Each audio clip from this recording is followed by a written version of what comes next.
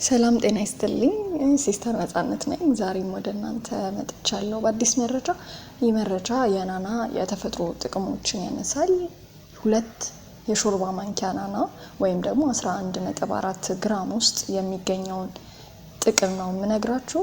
በቀን ውስጥ ቢያንስ ለ3 ጊዜ ወይም ለ4 ጊዜ 2 የሾርባ ማንኪያ ናና ብንጠቀም የምናገኛቸው ጥቅሞችን አብረን እናያለን።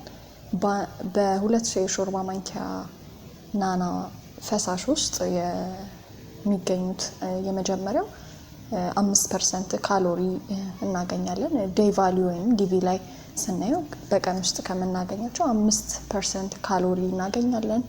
ፋይበርን በምናይበት ጊዜ ደግሞ 0.8 ግራም 0.8 ግራም አካባቢ ፋይበር በውስጡ ይይዛል።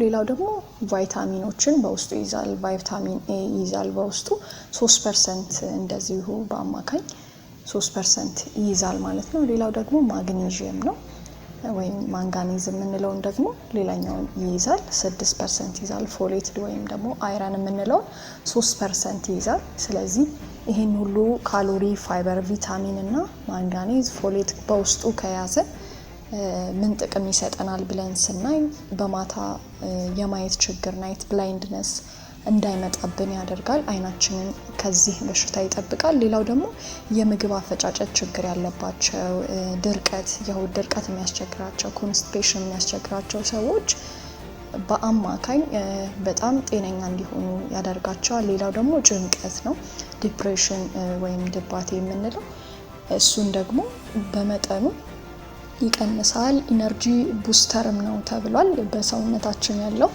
ኢነርጂ ኃይል እንዲታደስ ያደርጋል። ሌላው ደግሞ የመጥፎ የአፍ ጠረን ችግር እንዲቀረፍ ይረዳል ማለት ነው። ጤና ይስጥልኝ።